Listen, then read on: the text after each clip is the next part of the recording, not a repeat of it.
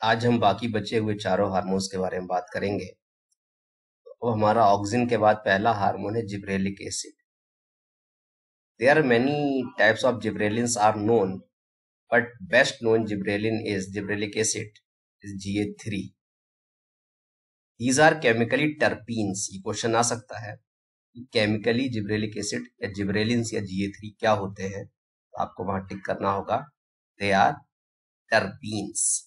अब आप यहाँ डायग्राम में नीचे देख रहे होंगे, ये पैडी फील्ड है और यहाँ हम आपको ये एक प्लांट आपको दिख रहा होगा जरूर से ज्यादा बड़ा है। This is called bakanae disease, foolish seedling. तो कुरोसावा ने जो साइंटिस्ट उन्होंने ये देखा कि अगर हम इस पर से फिल्टर कर लें फंगस को और दूसरे एक नॉर्मल प्लांट जिसपे कि जो कि अनइफेक्टेड है उस पर अगर हम डाल दें तो वो भी इफेक्टेड हो जाता है। तो इस बात से ये प्रूफ निकला एक्चुअल में ये प्लांट डिजीज्ड प्लांट है और इस पे एक फंगस का इन्फेक्शन है, that is called Gibberella फ्यूजिकोरी।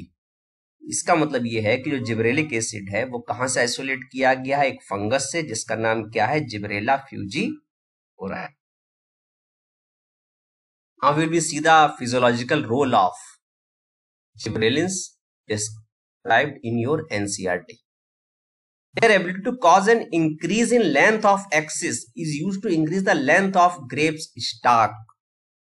Grep का जो स्टाक है आपको पता है वो वेन होती है, उसकी लेंथ को इंक्रीज करने के लिए हम स्प्रे कर सकते हैं। Gibberellins cause fruit like apple to elongate and improve its shape. ठीक है, इट डिले सेनेसेंस। सेनेसेंस का मतलब भी वही है, मैंने कहा था कि नेचुरल डेथ ऑफ प्लांट जो है उसको डिले करता है। फ्रूट पर अगर हम इसको स्प्रे कर दे तो लॉन्गर पीरियड तक प्लांट बचा रहेगा। ठीक है, और GA3 का जो रोल एक और है, माल्टिंग की जो प्रोसेस है जिससे ब्रीविंग इंडस्ट्री में माल्ट बनता है, इसको भी हम देखेंगे। माल्ट बार्ली के लिए यूज किया जाता है, टर्म है माल्टोज है।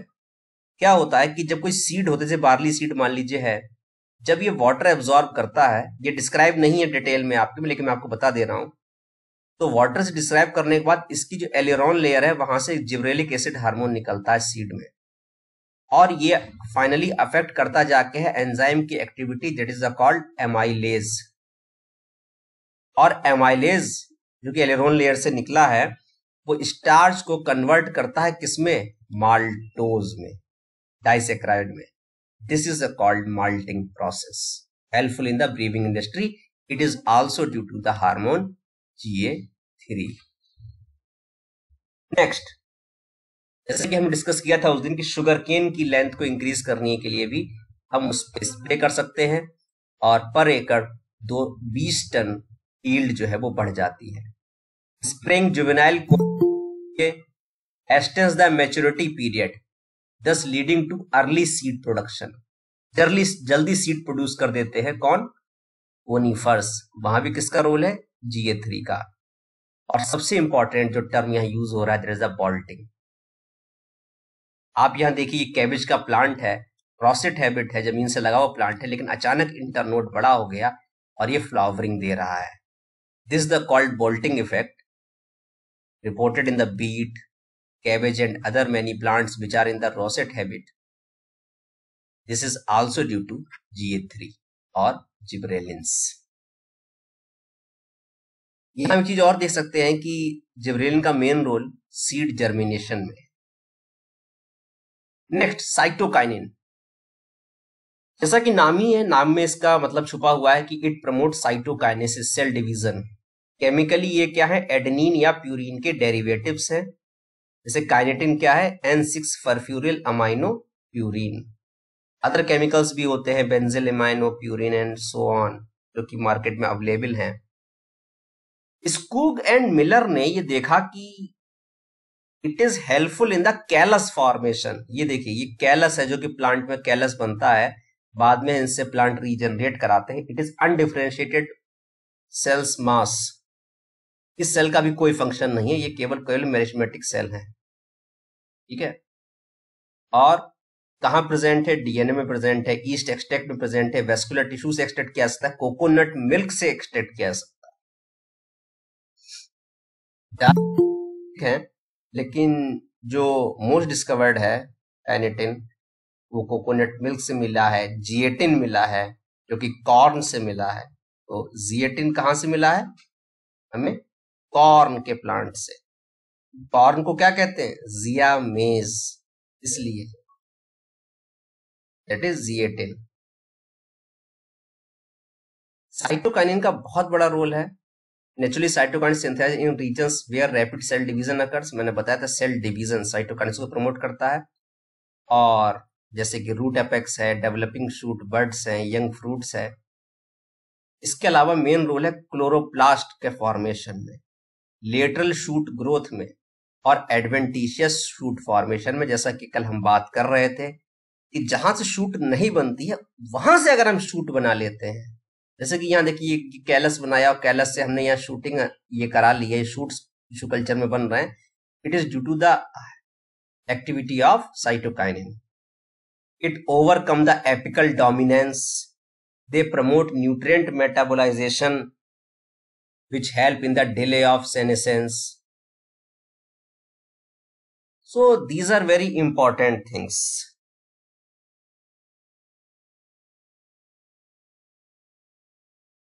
Next one is ethylene.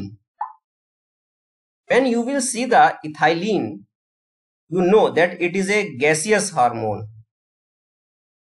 Ethylene is a gaseous hormone. Cousins confirmed that release of a volatile substance from the ripened oranges. कहां से निकली? ऑरेंजेस से। और क्या कॉज कराया? Ripening of bananas. अगर हम बनाना के साथ ऑरेंजेस रख दें तो वहां क्या गैस निकलेगी आपकी? Ethylene. That will ripen the bananas. Influence of ethylene on plants include horizontal growth of seedling,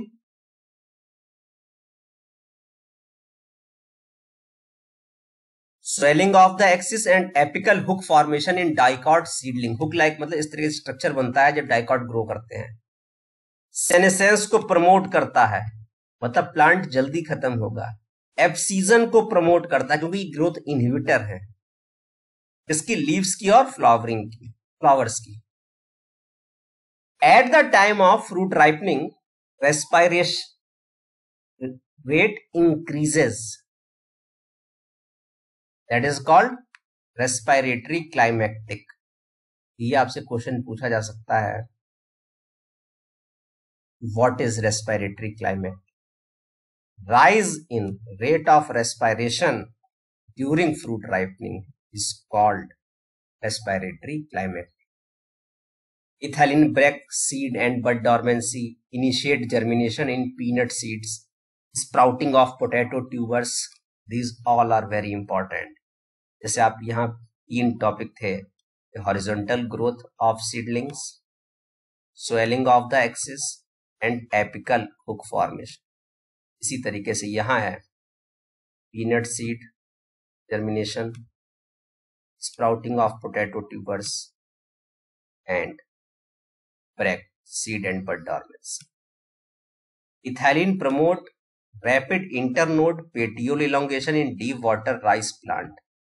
मैंने आपको बताया था कि राइस को जब ग्रो कराया जाता है तो जो प्लांटलेट्स होते हैं वो उसके ऊपर दे जाते हैं पानी के अंदर, वहां इथाइलिन का रोल है, वरना कोई भी प्लांट पानी के अंदर डिप्ट नहीं रह सकता। It helps leave upper plant to shoot remain above water. It also promote shoot growth and root hair formation, thus help the plant to increase their absorption surface. Market में अगर हम देखें तो इथाइलिन किस फॉर्म में हमें मिलता है? पाउडरी फॉर्म में, that is called ethanol. It induce flowering and fruit setting in pineapple. ये फंक्शन ऑक्सिन का भी था। जब भी आंसर पूछे जाए, अगर दोनों हार्मोन दे रखे हैं पाइनएप्पल फ्लावरिंग में, तो आपको ऑक्सिन और इथाइलिन दोनों टिक करने हैं। Ithephone hastens fruit ripening in tomatoes, apple, lacerate, abscission of flowers and fruits in thinning of cotton, cherry, walnut. It promotes female flowers in cucumber. अब आप एक चीज देखिए कि आपसे वो ये पूछ रहे हैं कि कुकुम्बर की ईल्ड कैसे बढ़ रही है। आपको भी पता है कि कुकुम्बर एक ही प्लांट पे मेल और फीमेल फ्लावर होते हैं, वो नंबर बढ़ा रहा है फीमेल फ्लावर के। जब फीमेल फ्लावर बढ़ेंगे तो इसका मतलब है फ्रूट भी बढ़ेंगे, जबकि मेल फ्लावर अगर बढ़ेंगे तो उससे फ्रूटिंग इंक्रीज नहीं होगी, क्योंकि फ्रूट कौन बनाएगा? Female flower.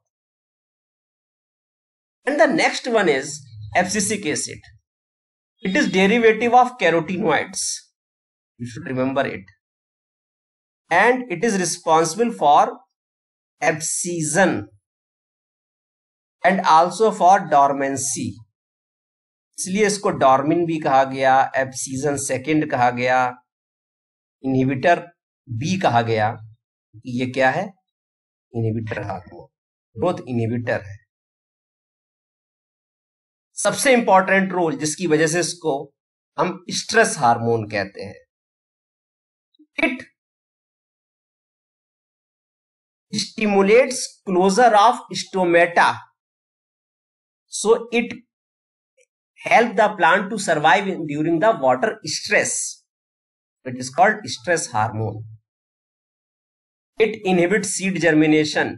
सीड जर्मिनेशन का मतलब यह है कि ये सीड डॉर्मेंसी को क्या करता है? प्रमोट करता है. Abscisic acid play an important role in seed development, maturation and dormancy. By inducing dormancy, abscisic acid help seed to withstand desiccation. अब आपका मान लीजिए गेहूं या चावल जो भी कुछ रखा हुआ है तो जर्मिनेट कर जाए जरा सा ही मॉइस्चर मिलते ही, लेकिन नहीं, अगर एब्सिसिक एसिड उसमें थोड़ा सा कंसंट्रेशन में थोड़ा सा है तो वो अभी जर्मिनेट आपको नहीं कर देगा, जब तक कि बहुत ही ज्यादा फेवरेबल कंडीशन उसको ना मिल जाए. तो अगर हम इस तरीके से देखें तो एक क्वेश्चन हमारा यहां पे और बनता है कि एब्सिसिक एसिड का एंटागोनिस्टिक हार्मोन कौन सा? तो हमने देखा कि एब्सिसिक एसिड सीड को डॉर्मेंट करा रहा है, जबकि डॉर्मेंसी को ब्रेक कौन करता है? GA3. मतलब एब्सिसिक एसिड की वजह से जर्मिनेशन नहीं हो रहा है, जबकि जिबरेलिन्स की वजह से जर्मिनेशन सीड का होता है. So it is the called antagonistic hormone, जब दो हार्मोन एक दूसरे के अपोजिट फंक्शन रखते हैं, जैसे कि एनिमल के केस में इंसुलिन एंड ग्लूकेगॉन. अब आपका जो भी क्वेश्चन है